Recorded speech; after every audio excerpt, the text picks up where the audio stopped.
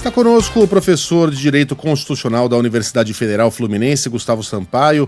Professor, obrigado pela participação aqui na Band News FM. A gente já descreveu mais ou menos o rito futuro para a acusação contra Bolsonaro, a defesa em 15 dias, a análise por parte de Alexandre de Moraes, a primeira turma, finalmente os denunciados se tornando réus e o julgamento.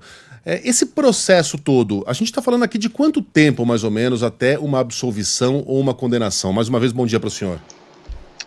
Bom dia, Megali, bom dia, Carla, Sheila e a todas e a todos que nos acompanham aqui já de manhã na Band News FM. Isso vai variar de acordo com a densidade da instrução do processo, Megali, o número de testemunhas a serem ouvidas, as provas a serem apresentadas, além de testemunhais, se periciais, se documentais ou se periciais e documentais. Então não há como cravar aqui um tempo específico para a duração do processo. O que nós podemos antever com certa tranquilidade é que o Supremo Tribunal Federal, por ser um órgão colegiado, ele faz um julgamento mais complexo. Ele não é como uma vara em primeira instância em que o juiz decide monocraticamente, decide sozinho. Aqui nós temos cabeças diversas, pensamentos diversos, interpretações diversas, e talvez haja alguns pontos de divergência entre os magistrados daquele órgão julgador, o Supremo Tribunal Federal.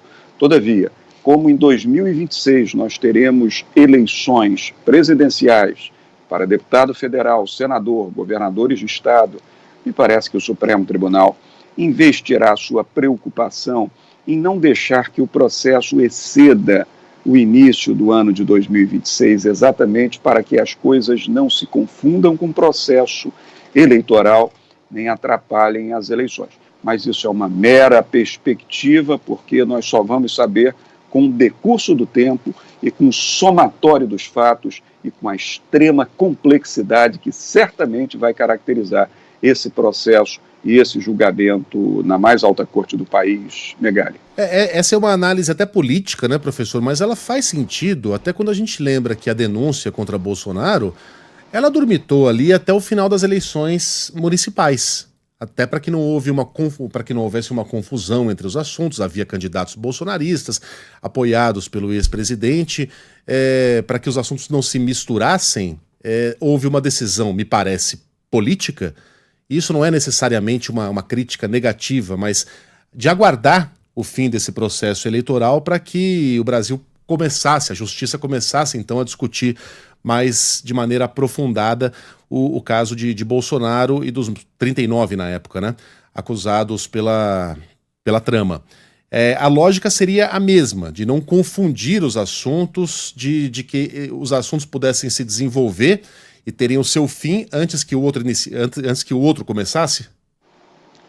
Eu penso que sim, e você caracterizou bem que isso define uma análise política que tem sido feita e não jurídica. Do ponto de vista estritamente jurídico, processual, Megali, agora que o Procurador-Geral da República, que é o promotor-geral da nação, é o promotor mais importante do Ministério Público brasileiro, agora que ele ofereceu a denúncia, que é a peça inicial da ação penal, é aquela petição que pede a abertura do processo. Agora o Supremo Tribunal Federal vai se reunir para decidir se recebe ou não a denúncia, ou seja, se os pressupostos do artigo 41 do Código de Processo Penal estão preenchidos, se essa peça acusatória pode ser recebida. Decidindo-se que ela pode ser recebida, vai-se o quê? Instaurar a ação penal. Aí que tudo começa, com devido processo legal, contraditório, ampla defesa para todos os acusados, para que o julgamento possa ser imparcial, neutro e justo. Então, se nós somarmos todos os prazos dentro do processo penal, é plenamente possível que esse julgamento ocorra até o final do ano. Agora, é claro, ao lado disso fica a nossa análise política de pensar que o Supremo Tribunal Federal não deseja que um caso de repercussão midiática como esse gere algum elemento que atrapalhe as eleições de 2026. Por isso que os cientistas políticos e até os juristas têm dito que, havendo possibilidade processual de se julgar esse ano, é provável sim que esse julgamento ocorra até o final do ano judiciário de 2025, ou no mais tardar, no começo do ano judiciário de 2026. Professor, a gente ouviu há pouco aqui o colunista da Band News FM, do Grupo Bandeirantes, Fernando Schiller, sendo taxativo, né, dizendo: Jair Bolsonaro vai ser condenado. As provas são muito robustas, são consistentes, né, essas provas colhidas e reunidas pela Procuradoria-Geral da República, mas a defesa de Jair Bolsonaro e de outros também envolvidos chama essa denúncia de narrativa fantasiosa. Eu pergunto para o senhor, por qual linha a defesa deve seguir, né, a tese dessa defesa? Se o senhor fizesse parte dessa equipe da defesa dos denunciados, qual seria a tese do senhor? Por qual linha o senhor seguiria? Certo, Carla. Em primeiro lugar, eu penso que a defesa vai ter bastante trabalho nesse caso, mas certamente a defesa tentará investir no elemento da desconexão, da não caracterização da relação de causalidade de mando entre o ex-presidente Jair Bolsonaro e toda essa estrutura que estaria por debaixo dele, caracterizando que o Ministério Público Federal, não somos nós, é o próprio Procurador-Geral da República, alega ser uma organização criminosa. Observe que, diferentemente daqueles acusados, muitos dos quais já foram condenados por terem invadido a Praça dos Três Poderes e os Palácios dos Poderes, esses condenados assim foram por associação criminosa, crime do artigo 288 do Código Penal. Aqui não.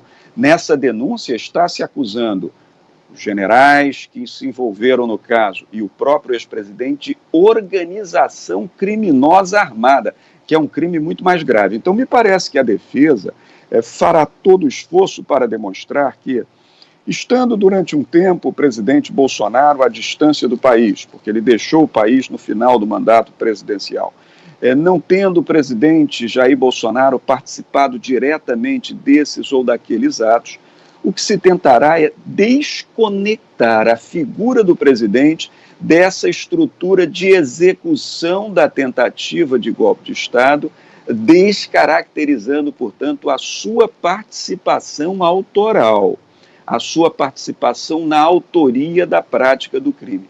Todavia, Carla, só o que nos chegou até o momento e que foi fartamente veiculado pela imprensa ao longo de todo esse tempo de investigação, parece que as provas são muito robustas, no sentido de que o presidente Jair Bolsonaro teria participado dessas fases todas, sobretudo considerando a teoria do domínio do fato.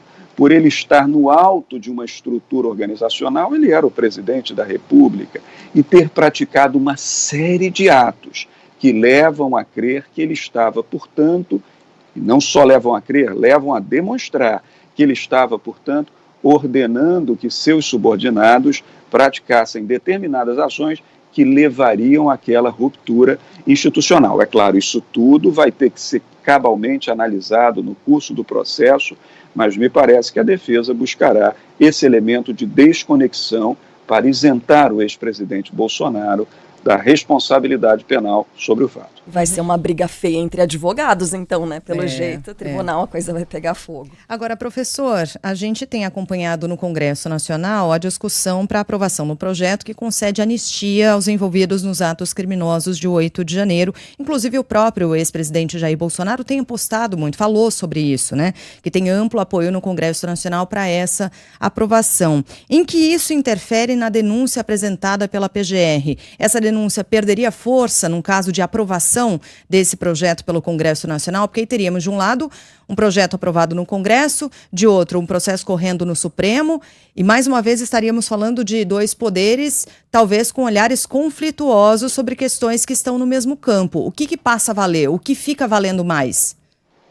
A anistia, ela é um perdão dado pelo Congresso Nacional. A anistia, diferentemente do indulto, que é um perdão dado pelo chefe do Poder Executivo, ela é um perdão dado por lei. O Congresso simplesmente extingue o crime.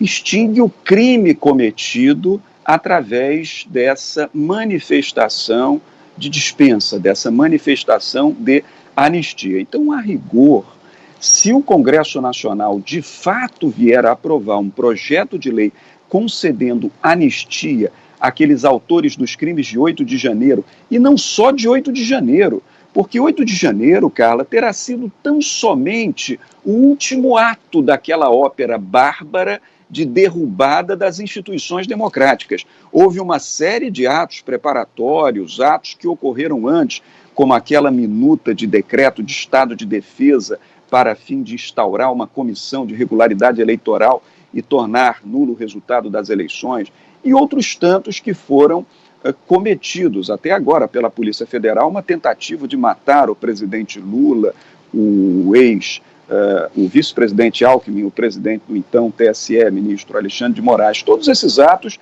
se conjugam. Mas se vier anistia, ora, a anistia, ela extingue o crime. Então, se o Supremo Tribunal Federal houver condenado essas pessoas por esses crimes, essas pessoas terão sido anistiadas. Nós teremos ali uma disputa entre uma manifestação do poder legislativo, Congresso Nacional, e uma decisão da mais alta corte da República, o Supremo Tribunal.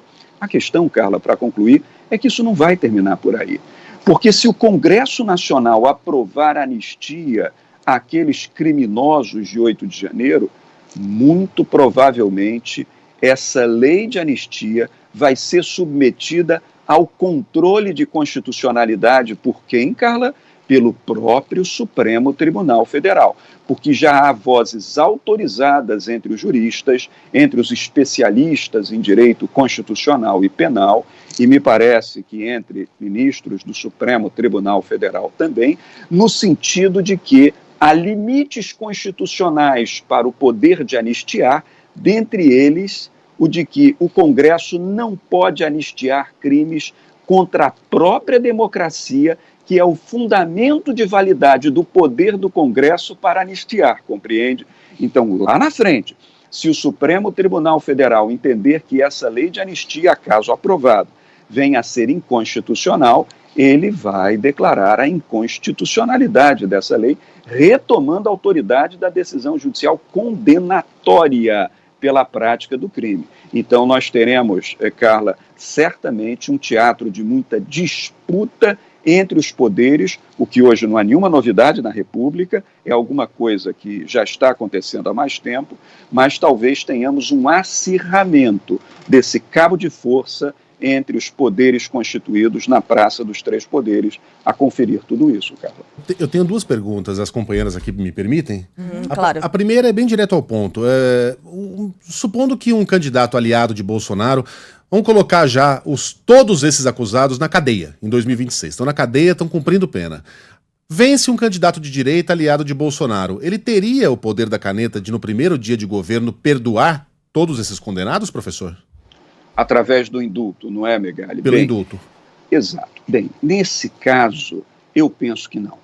Porque o Supremo Tribunal Federal já firmou jurisprudência sobre a matéria. Entenda que esses poderes todos, poder de indultar do presidente, poder de anistiar, não são poderes ilimitados, Megali. Aliás, numa democracia não existem poderes ilimitados. Os poderes sempre têm limites fixados por quem e onde? Pela Constituição e na Constituição. Por exemplo, não se pode anistiar por crime de tráfico ilícito de entorpecentes, por crimes hediondos, por crime de tortura. Isso é vedado, a Constituição não permite anistia nesses casos.